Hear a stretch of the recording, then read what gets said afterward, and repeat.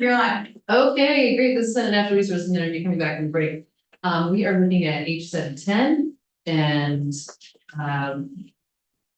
last time we walked through this bill, we had added decommissioning language, and I think there may be some small changes to that.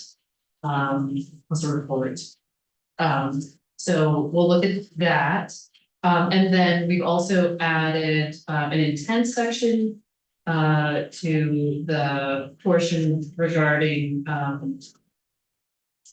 land sharing, I suppose we could call it.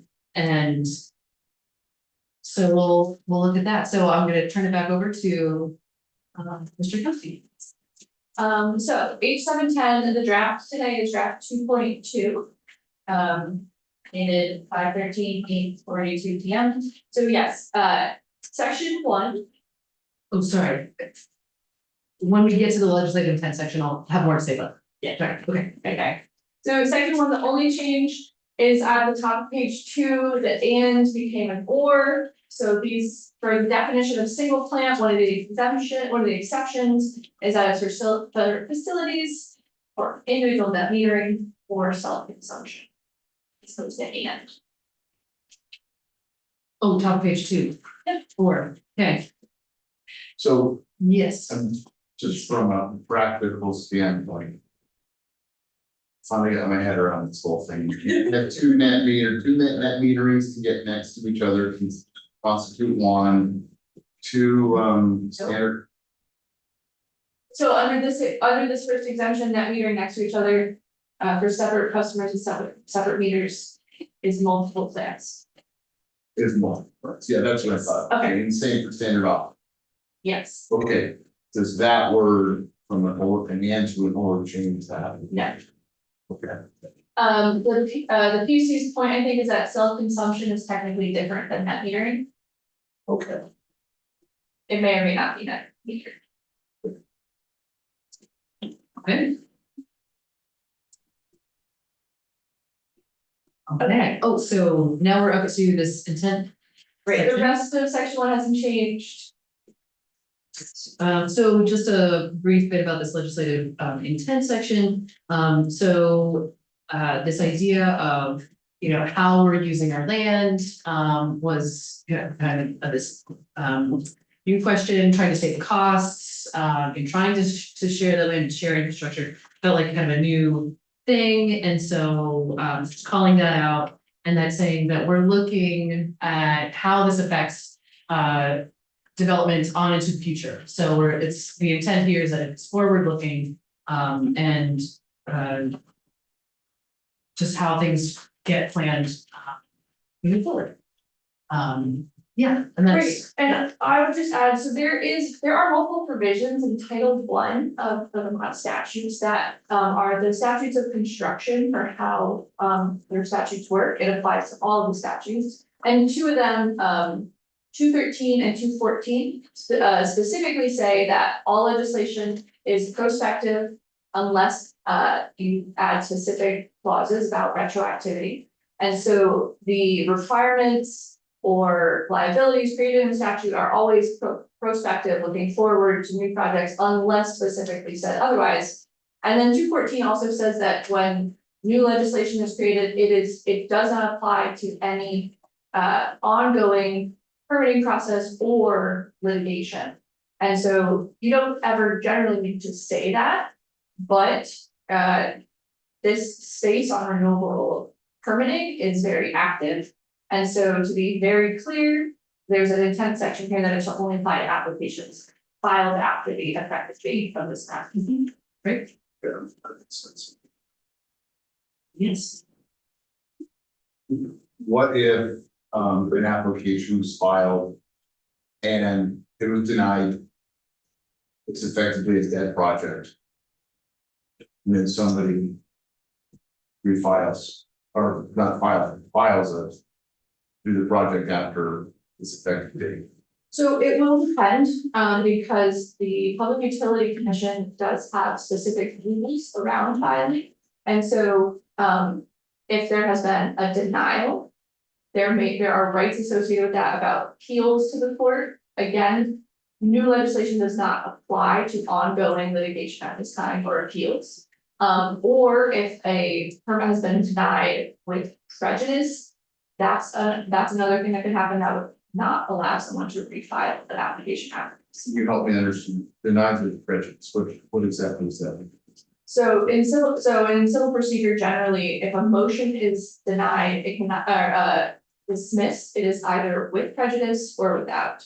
Without prejudice means that the same applicant can refile and attempt again whenever their motion was, including if it was an application. If it is with prejudice, that means the body has decided that it, based on factors under the statute regarding civil procedure, that the application stops there, they have been denied without the ability to refile. So there's prejudice against that motion or application, meaning it cannot be refiled by that party. What happens if in a situation, let's say, an individual or some legal entity made an application for something, it was denied. And then a different legal entity is formed, has not, different LLC, whatever, makes the application after the effective date of this, what happens?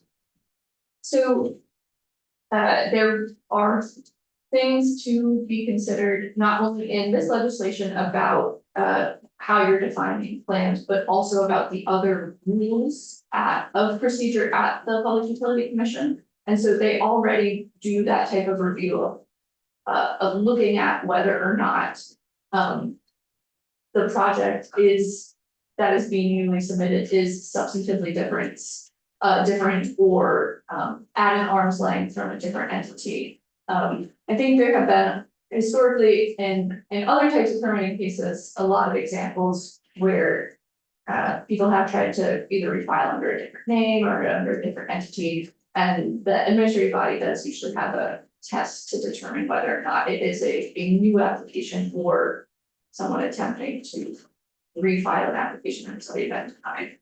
So they do have some procedures in place to identify that. But all of this stuff is really fact dependent, and so you could hear at length, I think, about the procedure, the civil procedures of administrative applications, so.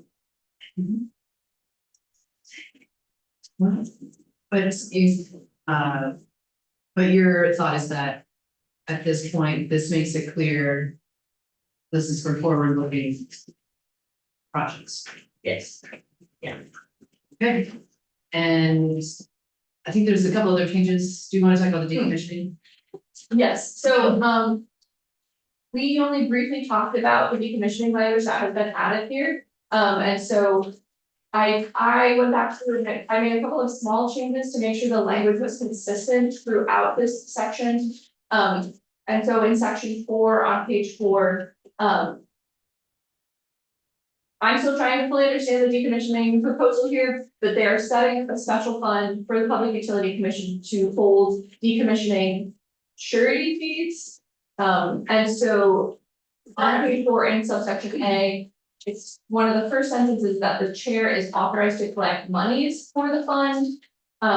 I think that means surety fees, because that is used, what that's what used for the rest of this section.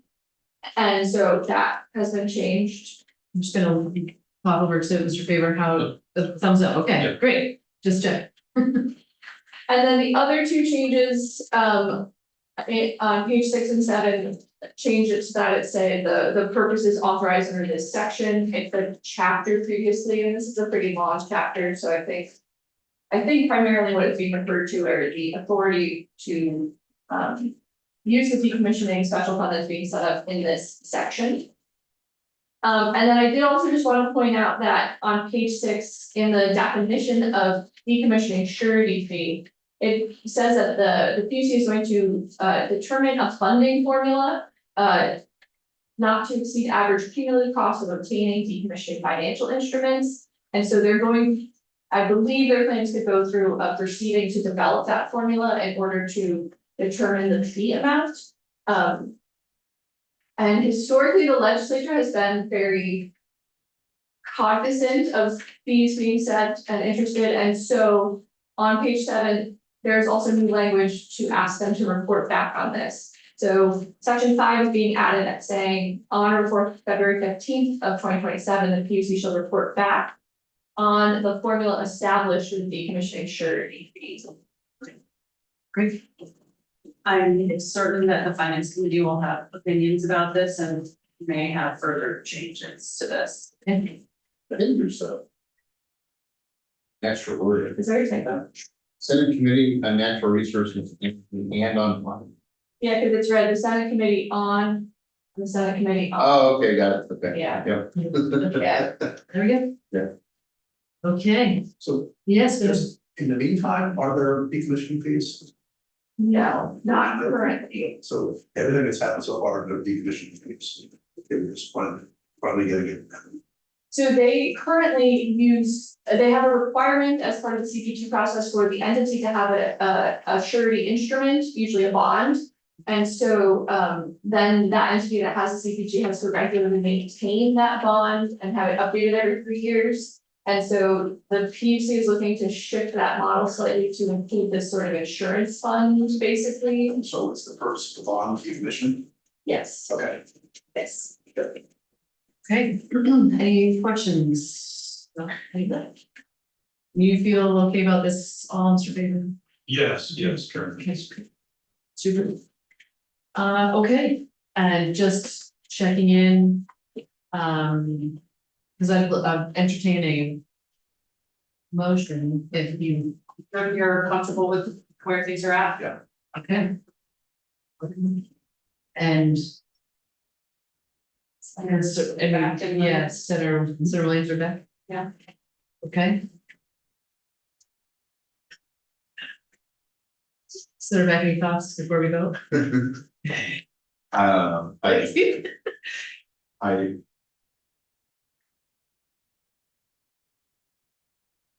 You know it's gonna go to finance. I know, I'm not, obviously I'm not a lawyer, just. I'm concerned about legal loopholes and. Okay. So, Fair. Is there a motion?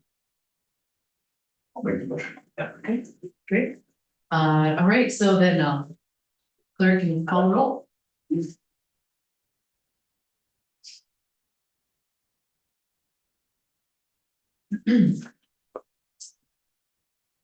So, the motion is draft number 2.2.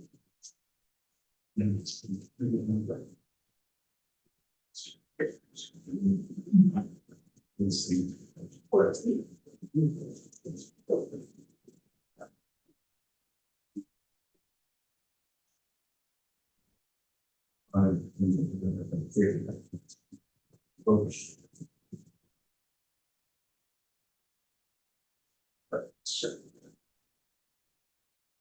Okay, find it favorable. Senator Beck, yes. Senator Baumgart, Yes. Senator Harding, Yes. Senator Williams. Yes. Senator Watson. Yes. Okay, 5-0-0.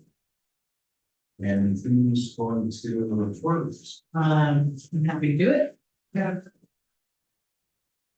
Oh, it's not on the list. Yeah, we, oh, we haven't taken a picture of the list. Yeah, Yes, we gotta do that. Okay, thank you very much, everybody, and we are done 5 minutes early.